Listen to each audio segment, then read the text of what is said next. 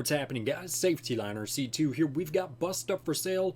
I've got 3 that I want to show off, and all of them are over 40 years old. Real quick, don't forget that if you have something you want to submit for lots of lots, bus stuff for sale, the picture submission form, or any one of my videos in general, you can throw it in the video request form found in the description of any one of my videos. We'll work newest to oldest, starting us off with this 1977 Chevy 454 skoolie that sold for $4,000 in Ponca City, Oklahoma. The description says it's a 1977 bus with a Chevy 454 engine.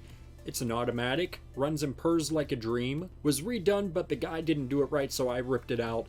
I have fallen into some issues and this should be driving, not just sitting. Has all new brakes done and has been at my storage lot, which I go and start periodically. It also has a new AC and heater unit, so all that needs to be done is just plug it in and it'll work. So take a look at this very, very unique 1977 Carpenter Chevy. So the immediate thing to point out is that this bus has a transit style rear when it is not a transit style bus. You can see right up front, this is obviously conventional, and we have the transit style emergency exit with the back, and we also have what appears to be like the grill back there, but obviously there's no engine back there, so I guess that's just how they spec'd the buses then. If they wanted a transit style back, they would just put the RE version back there.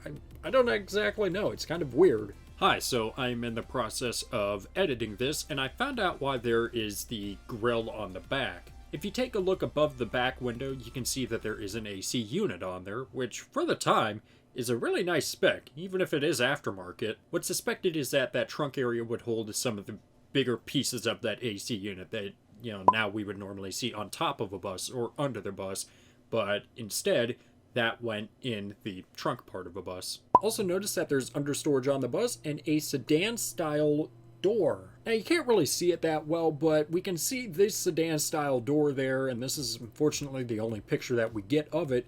But based off of other pictures that I have seen of Carpenter sedan style doors, this appears to be original on there, which just makes this bus extremely unique. In this picture, we can see a bunch of stuff opened up. We can see the rear emergency exit, some of the windows popping out, and the understorage open. Here's a look what you would see coming into the bus. Notice we have a manual door.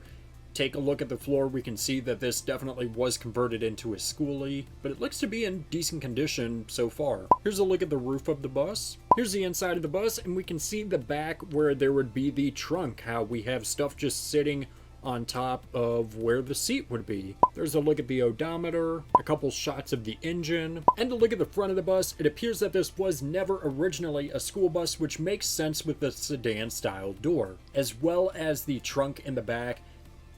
Doesn't really surprise me that it was never originally a school bus.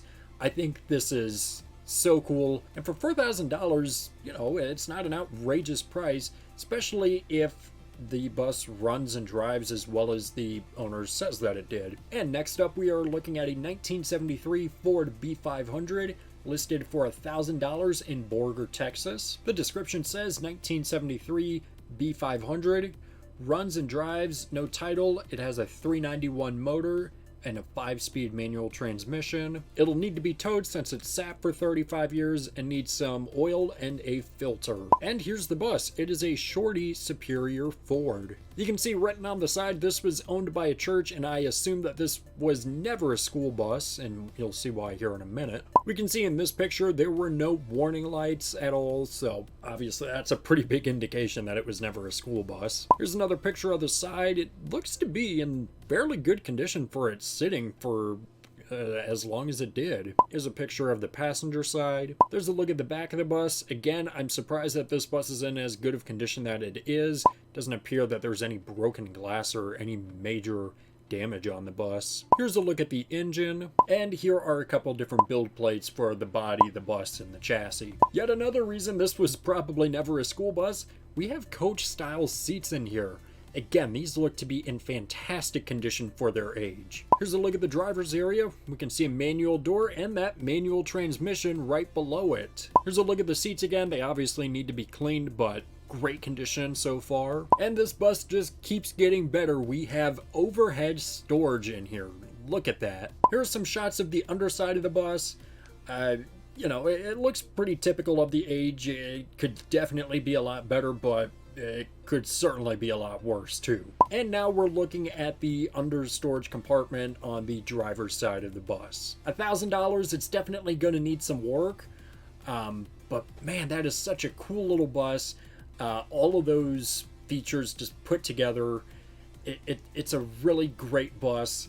And if someone's willing to put in the work, that'd be a really cool bus to own. And last but not least, we are looking at a 1951 tiny home Airbnb studio RV in Oak Harbor, Washington. The description says it's a 1951 Brill bus. It was previously converted into a motorhome.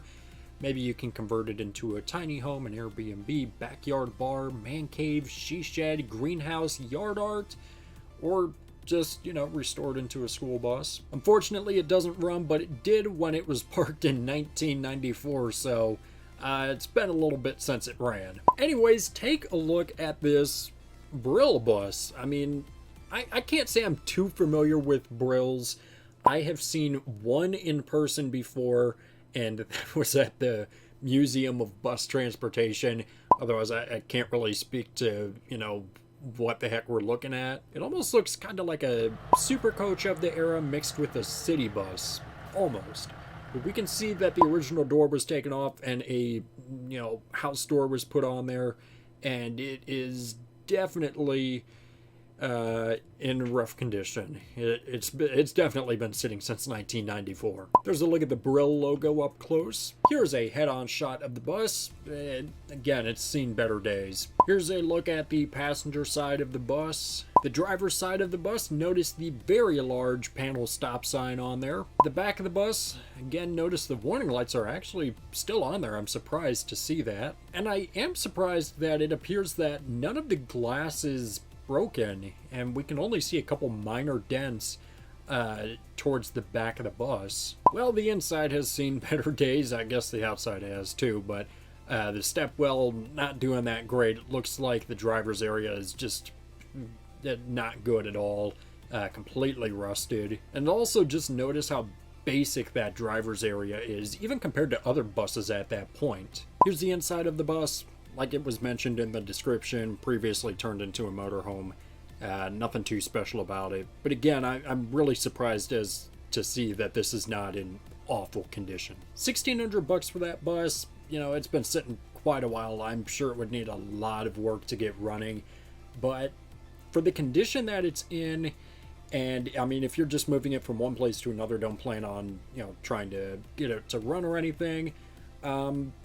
It's cool, and I could definitely see it being converted into a little tiny home or something, considering someone already started it. And just as an enthusiast, it's cool to see a bus that you don't really see too often. You don't see too many Brills out there. So to see that and to see it in fairly decent condition for its age, that's surprising and it's neat. But anyways, those are the three that I wanted to show off.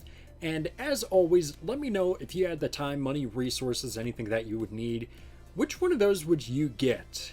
I think I would have to go with the Superior, if not the Carpenter. I mean, both of them are just so...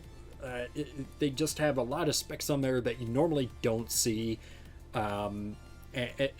They're both really neat. But anyways, let me know which one you would get in the comments below. And don't forget that if you have something that you want to submit for Lots of Lots, Bust Up for Sale, the picture submission form, or any one of my videos, you can throw that in the video request form found in the description of any one of my videos. But anyways, that is going to do it for this video, guys. Thank you so much for watching. I always do appreciate it. Make sure you subscribe right down here. It's a magical white button that says you are now subscribed to Save T-Liner C2. Make sure you comment up here, down here, over here, or over here. I don't know where they put it down and care where they put it. Make sure you also give this video a thumbs up, or we're never going to see a Brill bus ever again. And make sure you also share this video with a friend. Show it to your mom, show it to your dad, show it to a guy on a random street. I don't care. Don't let anything happen to you. So yeah, guys, that's going to do it for this video. Thanks for watching.